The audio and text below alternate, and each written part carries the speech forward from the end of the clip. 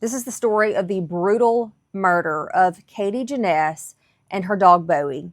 This happened almost 4 years ago.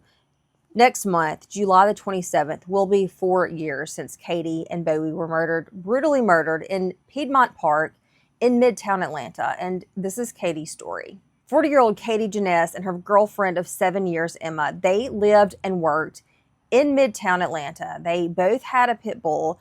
Katie had 14-year-old Tori, and Emma had 3-year-old Bowie. And on July the 26th, Katie was off work. She was a bartender. She was also a singer-songwriter, a poet. She was very well loved by everyone who knew her.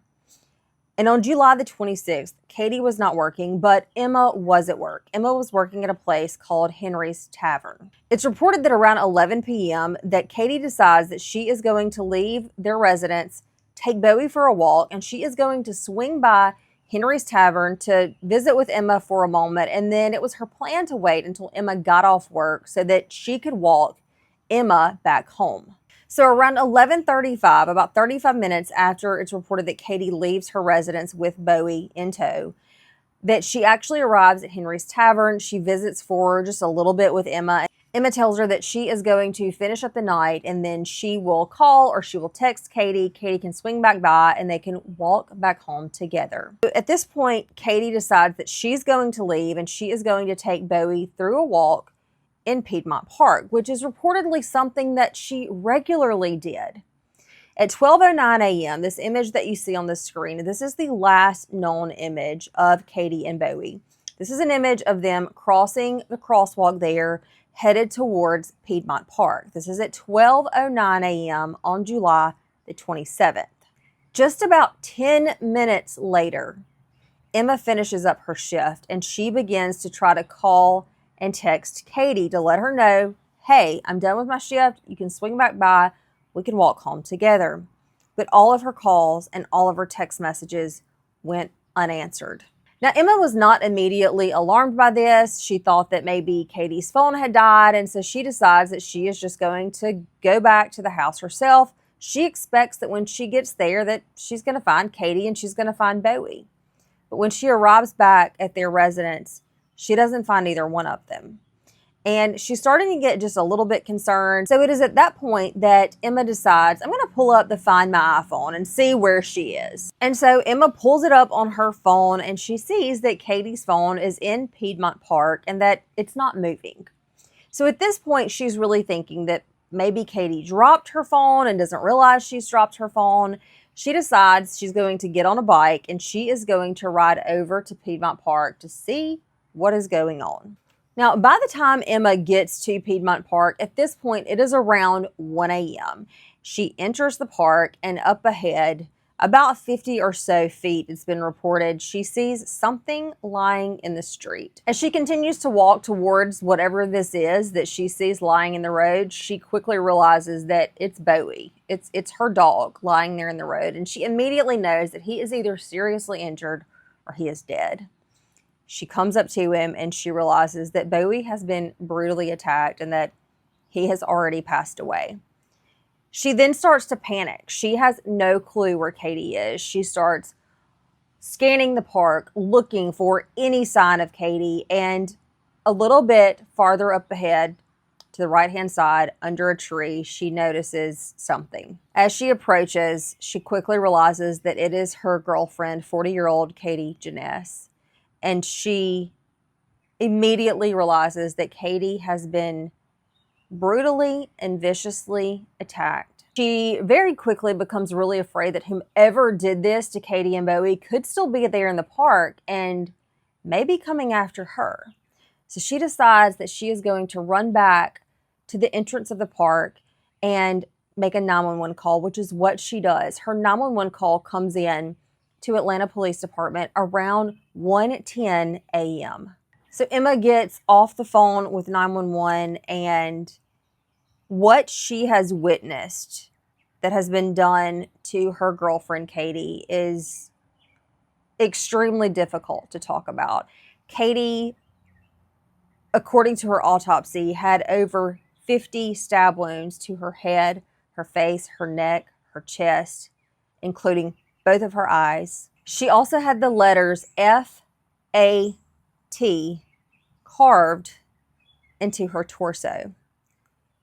Her pants were down. She had literally been disemboweled. Her breasts and her upper torso, including a tattoo, had been completely mutilated. She also had blunt force trauma to her head, her neck, and her extremity. And her cause of death was sharp force injuries. And her manner of death, of course, was homicide. Very quickly, the Atlanta Police Department called in the FBI. I believe within hours of finding Katie Janness, they called in the FBI. And the reason that that was done was mainly because they had never really had a crime that violent before. In fact, there's never been a crime quite like that since then. They very quickly ruled out burglary. Katie had $5 in her pocket. Her cell phone was still there. Her earbuds were still there. And allegedly, Atlanta is the most surveilled city in the United States, possibly even the world. Now, that is what I have read. I don't know if that's factual or not, but that's what I have read.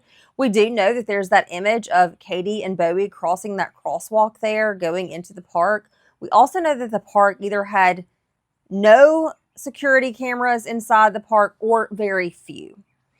But it seems like the area surrounding the park had a lot of security cameras. But if there is any image of the individual who did this to Katie and did this to Bowie, law enforcement has never said that. It would be my own personal guess that they probably do have an image of someone that they either know is the killer or highly suspect is the killer. But again, that is not information that has ever been shared. In fact, there's very, very little information that's been shared on the murder of Katie Janness. There have been some hints discussed by law enforcement that possibly they think the killer hung around there after he murdered Katie and was possibly there when Emma arrived, but we don't know that for sure. In addition to that, law enforcement also, of course, extensively searched the park. They ended up searching a pond in the park, I'm assuming for the weapon.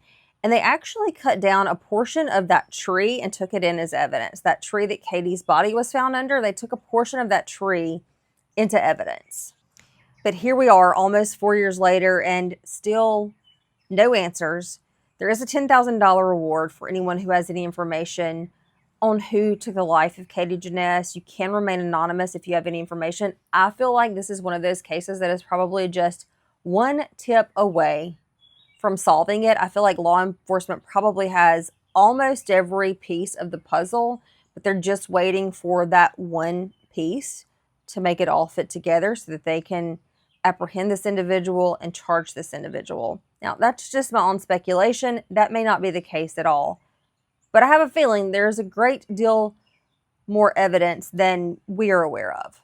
Now, of course, after Katie's murder, everyone starts speculating. People were suspicious of Emma, but Emma's got a good alibi. She was at work. She was at the apartment. She rode the bike. I mean, those are things that are easily verifiable by coworkers, by her cell phone location, possibly cell phone connected to the Wi-Fi at their residence, and then also just surveillance cameras throughout the area when she was biking from their residence to the park. In addition to that, would she really kill her own dog if she wanted to take the life of her girlfriend? Likely not. Other people believe that this could be the work of a homeless individual who resides in the area, but yet still others have shot that down because they say there has never been a crime like this before or since. So if it's someone that was homeless living in the area, we believe that we would have seen at least one other crime similar to Katie's, and that just hasn't happened. It's also been speculated that it could have been someone with some mental health issues that were possibly on some sort of substance that made them act out in a rage and violently attack Katie and Bowie. And then there are other theories. There are other theories that possibly someone was infatuated with Emma and saw Katie as an obstacle. And maybe that's why her body was mutilated as bad as it was. And yet others think possibly she had a stalker. She was doing something that she did a lot, out walking her dog in the Midtown area, in the Piedmont Park area. It would be very easy for someone to pick up on that type of routine. And so there are individuals who think that possibly it was someone who had been stalking her. Or Was it just a crime of opportunity? Was there just someone there waiting, someone passing through who didn't live in the area? Possibly a serial killer. That has never been said, but there are really endless possibilities of who could have done this to her. And the fact is that we just don't know. Her family hasn't gotten any answers. Emma has not gotten any answers. And the people who live in that area, they also haven't gotten any answers. I cannot imagine how terrified you would have to be to live in that area and be out at dark in this area where this horrific crime occurred. And the suspect is still on the loose. So if you have any information at all on the murder of Katie Janness that happened in the very early morning hours of July the 27th, 2021 in Piedmont Park in Midtown Atlanta, please reach out to the Atlanta Police Department. I have put the number on the screen.